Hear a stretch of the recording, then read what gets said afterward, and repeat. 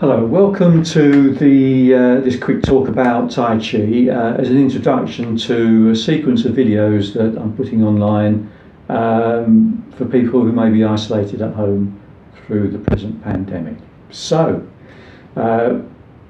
first thing I guess is to try and give you an idea of what Tai Chi is. So, what is Tai Chi? For me, though it's a martial art, very strict, powerful martial art, it has lots of healing processes involved in it. I would describe it as a mindful movement type of exercise. So it's something that we know from research supports our immune systems. So absolutely brilliant for building your immune system up as a preventative process. So Tai Chi is not going to heal you if you're ill, from my perspective. But what it is good for is about building your immune system up and keeping you as well as possible. So, mindful movement. The mindful is the intention involved in the movements you do, the exercises that you do. The movement itself, it's about being more connected with your physical self. So, what it's not, actually, if I can perhaps describe it this way, Tai Chi is not the sort of exercise you do down the gym, where you put the music on, jump on the equipment or go jogging, and off you go, listening to the music and doing your exercise. Where there's a complete disconnect between what your mind is doing, because it's listening to the music, and what your body's doing, which is a physical exercise.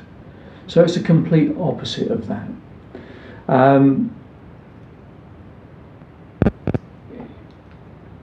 The Chinese have a way of describing that in terms of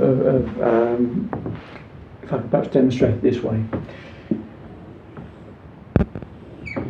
From a Western perspective, we separate things off as mind, or mindfulness, and body, or movement. So the Western culture separates them both off as two separate and unconnected things.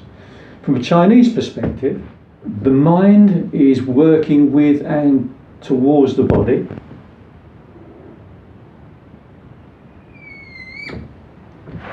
and the body then reacts and works with and complements the mind.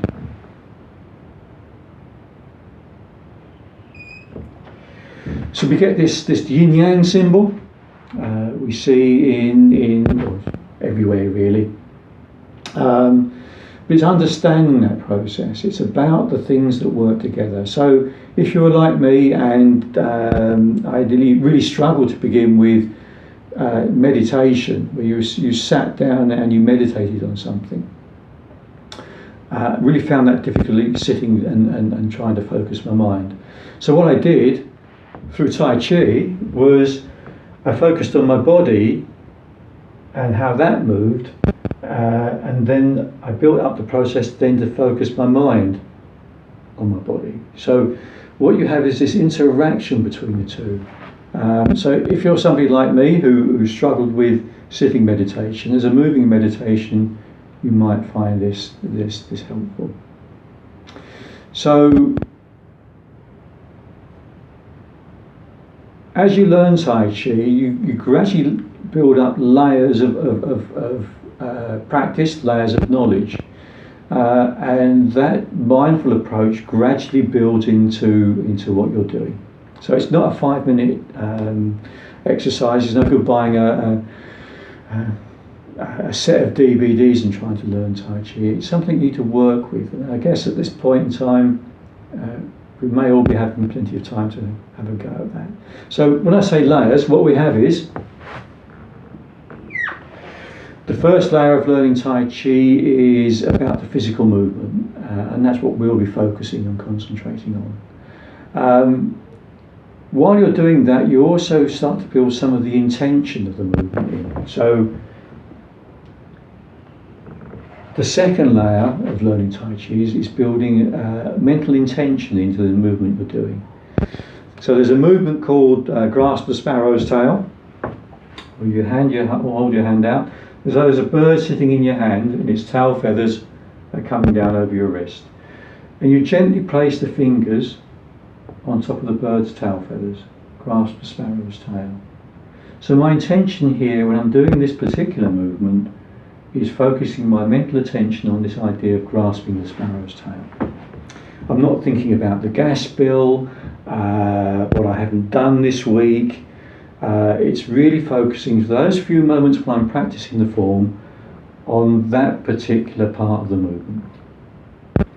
So layers again, the next layer down would be breathing. You add a certain type of breathing into the process, and then you add, when you've got those going pretty well, you add another layer in, which is the application of Tai Chi. So it's these layers come down more and more, and therefore that small time you practice becomes, or brings your body focused on what you're focusing your mind on what your body's doing. You're paying attention to the proprioception and the way the body is moving, the flexing of the body. So Tai Chi then is a form of exercise. It relaxes both the mind and the body. It's important that you relax the mind and the body. Easier said than done. What it's not about is stretching. Anything that you do within the learning process that stretches your body or makes it feel uncomfortable, you've gone too far. You need to work within your own personal parameters. So therefore Tai Chi really needs to work differently for different people. So how you perform the movement will depend on how much flexibility and how much movement you have in your body. What it might feel is a bit odd at times. It's perhaps asking you to do some odd things. Two of the odd things perhaps we can talk about today. The first one is that the tip of the tongue touches the roof of the mouth. So you touch the tip of your tongue on the roof of the mouth behind your front teeth. You then draw the tongue backwards to find a slight hollow in the roof of the mouth and let the tongue rest there. So that's the first odd thing. The second odd thing is that corners of the mouth here need to be turned up. So you don't have to be happy, you don't have to be smiling, but if you just try it now actually, you turn the corners of the mouth up, not a manic smile, it's a very gentle smile. Try and feel the cheeks soften and the face open. Now, my teacher Graham Horwood suggested that that's part of a process of relaxing the shoulders and relaxing the chest, which it does actually do that. I would suggest what you're doing is actually you're relaxing the frontal lobe area. Either way, whichever way you look at it, all the practice needs to be done with the corners of the mouth turned up. Something for you to practice, not a bad thing to do. See how long you can keep that activity up. There's some more videos that are going to be published for students to pick up the movement of what are called a small space form.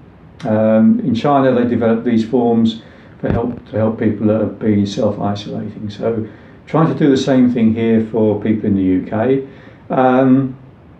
I hope you found it interesting.